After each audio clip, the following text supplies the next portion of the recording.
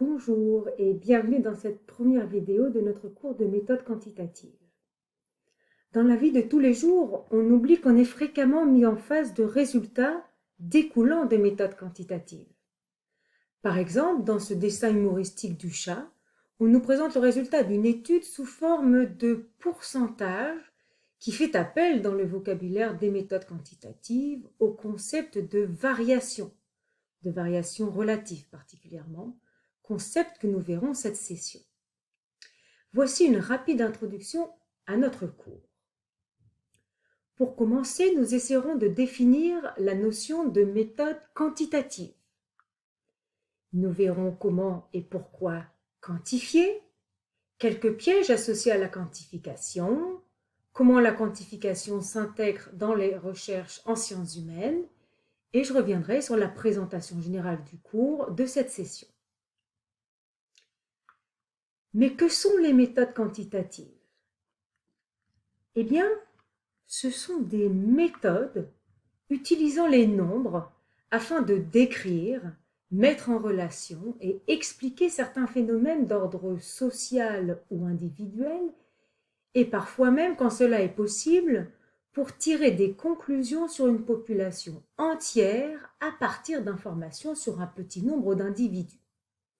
Donc en fait, ce qu'il faut se rappeler ici, c'est que les méthodes quantitatives se basent essentiellement sur des nombres. On essaye d'avoir une quantification. Voici quelques exemples d'informations justement découlant de méthodes quantitatives, concernant par exemple le cellulaire. Eh bien par exemple, dans un article, des études et des calculs ont été menés par des chercheurs et ils ont finalement dressé ce graphique montrant la place de l'utilisation du téléphone cellulaire. Ce graphique, qui est l'objet des méthodes quantitatives, nous permet d'un simple coup d'œil de visualiser les informations importantes et de déterminer notamment la principale source d'utilisation par rapport aux autres sources d'utilisation.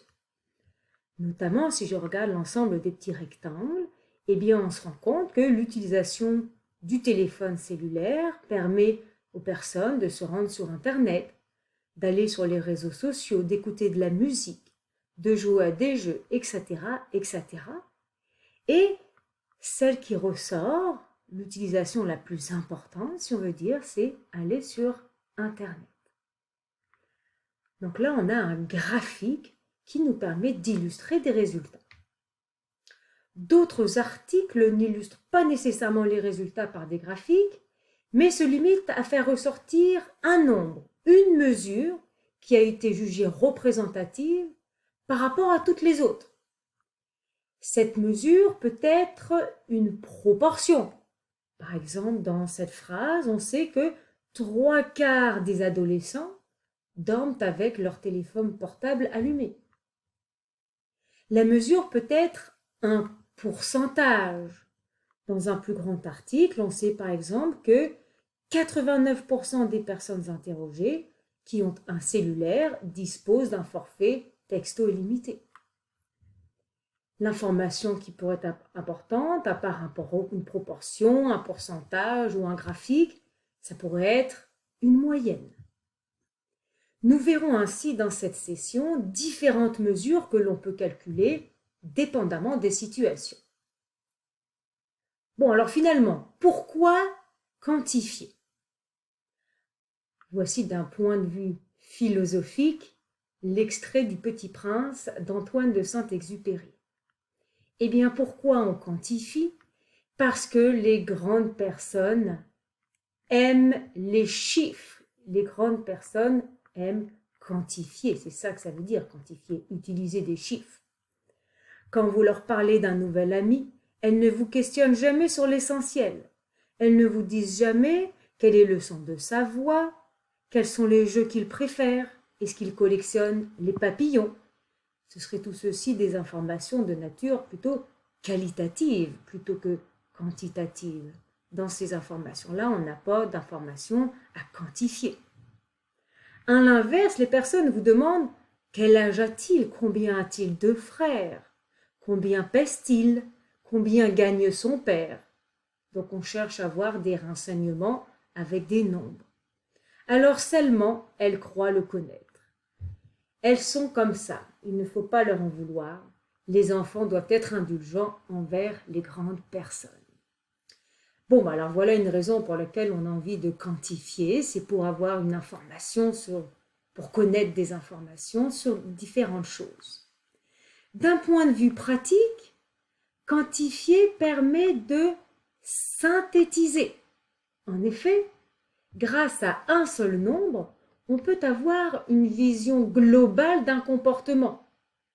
Par exemple, le taux de chômage permet de caractériser le phénomène du chômage.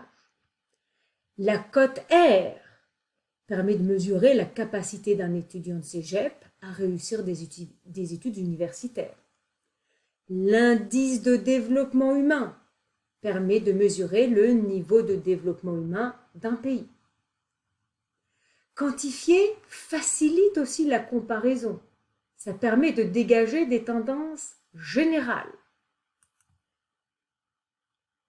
Quantifier facilite aussi la vérification d'une hypothèse. Grâce aux méthodes quantitatives et à la quantification, on pourra notamment vérifier scientifiquement une hypothèse de recherche et obtenir des résultats fiables. Qu'est-ce que c'est qu'une hypothèse de recherche? C'est l'hypothèse que se fait une personne sur un phénomène donné. Par exemple, on peut se dire que le résultat au cégep dépend du sexe. Donc ça, c'est une hypothèse de recherche. On pense que le résultat dépend du sexe. Donc une hypothèse de recherche, c'est ce que l'on pense. Et on va vouloir mener une étude qui, à la fin, va nous dire si, oui ou non, notre hypothèse de départ, notre hypothèse de recherche est vraie ou non. Donc on veut vérifier notre hypothèse. On verra dans ce cours comment vérifier une hypothèse, comment obtenir des résultats fiables, contrairement aux opinions ou aux intuitions. Un autre exemple d'hypothèse de recherche serait qu'au Québec, pour le groupe d'âge 16-24 ans, il existe un lien entre le sexe du conducteur et la fréquence des accidents automobiles. Ça pourrait être une hypothèse de recherche et on veut savoir comment vérifier si oui ou non ce résultat est vrai. Alors on pourrait se baser aussi sur des nombres qu'on aurait obtenus. Donc voilà par exemple le nombre de titulaires du permis de conduire chez les femmes, chez les hommes, parmi la classe d'âge 16-24 ans. Et parmi toutes ces femmes, voici le nombre d'accidents qu'il y a eu. Parmi tous ces hommes, voici le nombre d'accidents qu'il y a eu. Eh bien, au cours de cette session, on verra déjà comment obtenir un tel tableau, et puis comment utiliser ce tableau pour dire si finalement, oui ou non, le nombre d'accidents dépend du sexe du titulaire du permis. Donc voilà des choses intéressantes qu'on fera tous ensemble. Attention, cependant, il faut être vigilant quant au choix de l'instrument de mesure. Il ne faut pas tomber dans des pièges. Le choix de l'instrument de mesure, c'est-à-dire quel caractère je vais étudier et avec quoi je vais l'analyser. Dans certains cas, c'est très simple. Si je m'intéresse au nombre d'enfants par famille au Québec, je vais par exemple envoyer un questionnaire à tous les Québécois, leur demander le nombre d'enfants dans leur ménage, puis je vais calculer la moyenne de tous ces nombres. Donc dans certains cas, le choix de l'instrument de mesure pour une étude est évident. Mais souvent, les facteurs à étudier ne sont pas directement mesurables, comme la satisfaction du service à la clientèle d'une clinique médicale. Ces résultats se traduisent par des signes, des attitudes et des comportements. Nous, on veut les déceler à travers des réponses à un questionnaire. Ce sont ces signes, ces attitudes, ces réponses qui sont alors traduits en nombres qu'on utilise pour effectuer des calculs statistiques et déceler des relations avec d'autres facteurs. Donc parfois, le choix de l'instrument de mesure, qu'est-ce qu'on va poser comme question, n'est pas intuitif et il faut le choisir avec attention. l'inadéquation possible, le mauvais choix finalement de la mesure utilisée pour quantifier un phénomène constitue une faille dans la méthode et elle limite la validité des résultats. La validité des résultats, la validité de la mesure est une question importante. Est-ce que les résultats qu'on obtiendra par des sondages, par exemple, seront valides? Est-ce qu'ils seront justes? En effet, des questions qui ne sont pas politiquement correctes, disons, sont susceptibles d'entraîner des réponses qui ne sont peut-être pas vraies. Les répondants auront menti dans leurs réponses. Par exemple, à la question « Êtes-vous raciste ?», on peut s'attendre à ce qu'un certain nombre de répondants ne donnent pas la vraie réponse et la vraie vérité finalement. Une fois qu'on s'est assuré que notre instrument de mesure était valide, il faut quand même faire attention à ne pas prendre une mesure qui est simplifiée à l'excès, qui ne soit pas trop simple. Par exemple, si on s'intéresse à la qualité d'une bibliothèque donnée, prenez quelques secondes pour penser au choix de votre instrument de mesure. Qu'est-ce que vous pourriez aller chercher comme information pour mesurer la qualité d'une bibliothèque? Allez-y, réfléchissez quelques secondes pour savoir qu'est-ce que je pourrais aller chercher comme données pour savoir si une bibliothèque est effectivement de bonne qualité. Prenez ce temps pour réfléchir.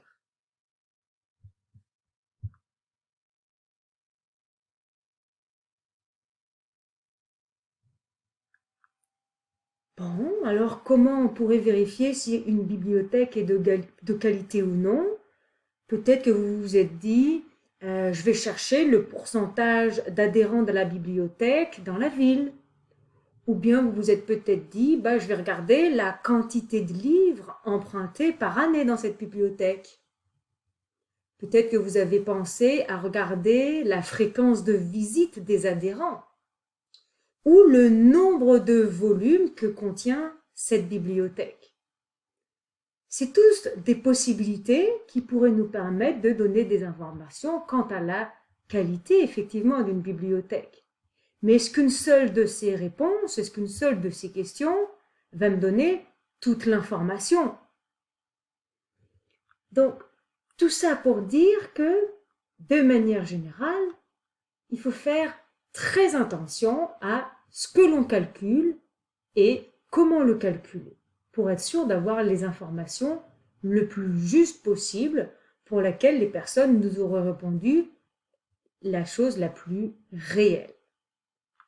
Donc, de manière générale, il faut faire attention à l'apparence d'objectivité trop sécurisante que procurent les mesures.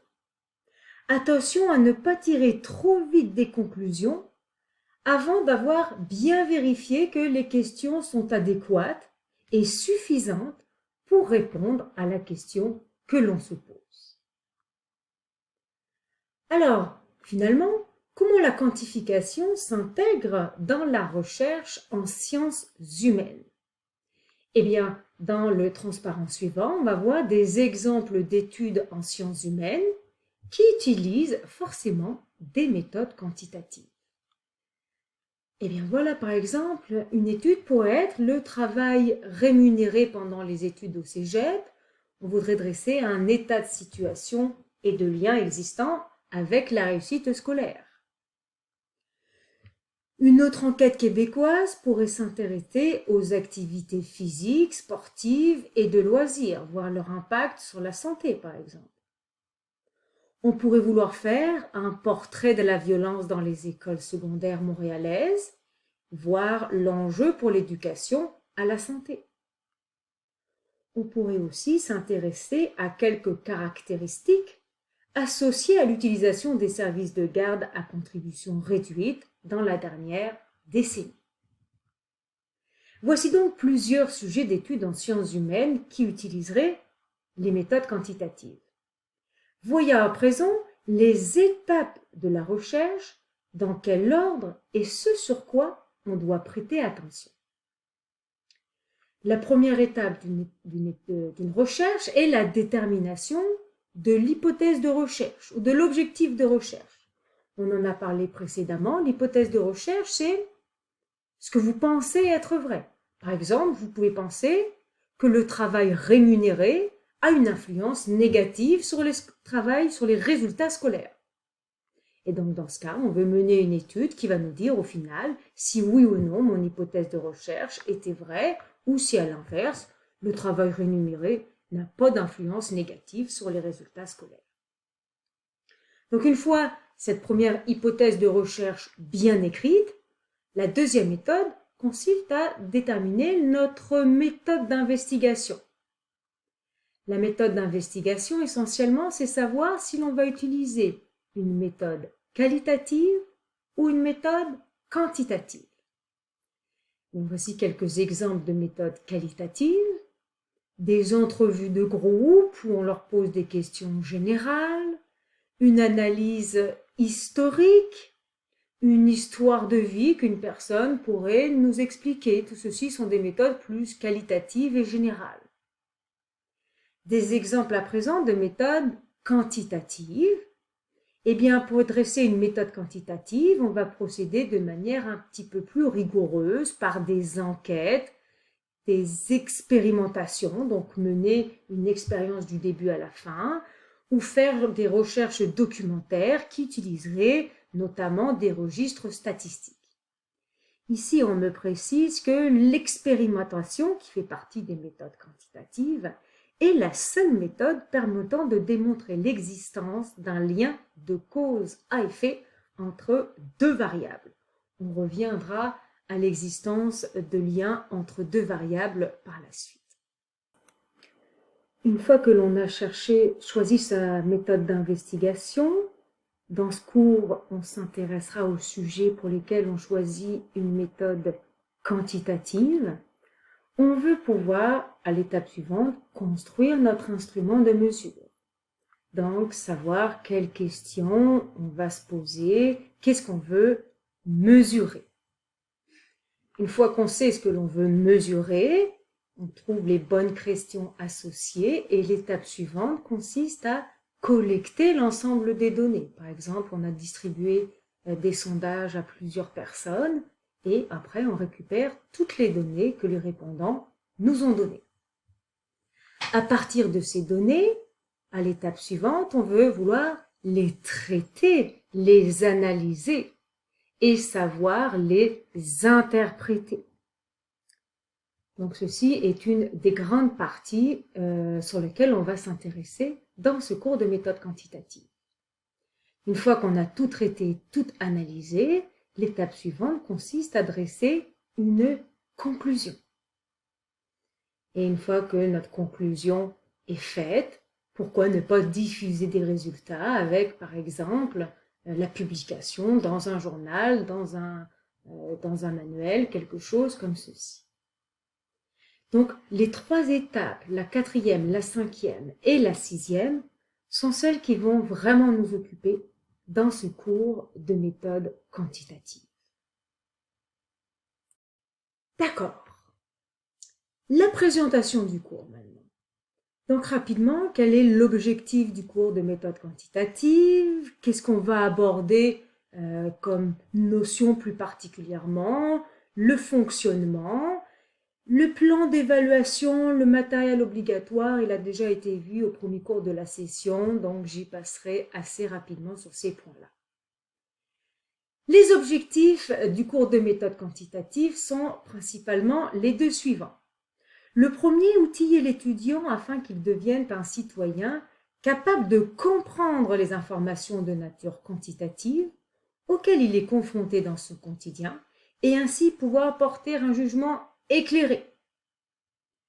Un deuxième objectif, c'est de permettre à l'étudiant de se familiariser avec certains concepts fondamentaux et techniques de base des méthodes quantitatives, particulièrement la méthode statistique, pour une utilisation dans son domaine d'activité professionnelle. Donc en gros, on veut, dans le cours de méthode quantitative, revenir sur les 3 points importants des étapes de la recherche, qui sont collecter les données, une fois qu'on les a collectées, pouvoir les analyser, calculer des mesures, faire des tableaux, et ensuite interpréter tous ces résultats pour dresser des conclusions. Donc c'est vraiment ces 3 étapes qui étaient dans l'encadré dans l'étape de la recherche. C'est ce sur quoi nous allons vraiment passer du temps dans le cours de méthode quantitative. Les sujets à l'étude maintenant, c'est quoi les notions qu'on va aborder plus particulièrement? Alors on va commencer par introduire du vocabulaire et des techniques associées au domaine de la statistique, notamment des termes comme population, échantillon, variable, échantillonnage. On va parler dans ce cours d'intervalle de confiance, d'inférence statistique. Tout ça sont des termes que nous définirons. Ensuite, dans la construction et l'analyse de certains outils de mesure, on va redonner des définitions que vous connaissez déjà, que vous avez déjà vues au secondaire, comme les mesures de tendance centrale et de dispersion, mesures de position aussi peut-être. On va regarder des mesures de variation, notamment des variations totales, des variations moyennes et des variations relatives. On va définir des indices. Dans tout ce cours, on va s'intéresser à l'analyse univariée, donc c'est-à-dire l'analyse d'une variable indépendante des autres variables.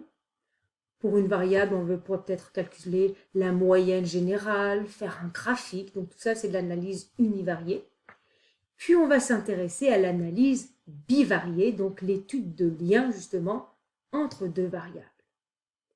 Voici quelques exemples d'analyse bivariée qui peuvent être intéressantes. Un régime gras augmente le risque de dépression. Donc là, on a 2 choses. Le fait de prendre un régime gras et le fait d'avoir une dépression. Est-ce qu'il y a un lien entre ces 2 effets? Un lien entre ces 2 choses. Un autre exemple, prenons celui-là. Les patrons équitables préviennent les crises cardiaques. Donc là encore, on va étudier le lien entre eux. Comment se trouve notre patron? Est-ce qu'on est susceptible d'avoir une crise cardiaque?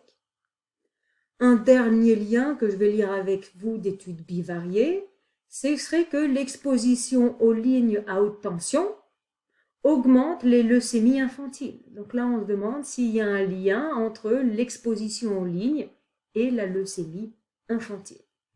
Donc ça, c'est l'un des buts de ce cours, c'est savoir comment on va faire pour dire si oui ou non les liens existent entre telle ou telle variable.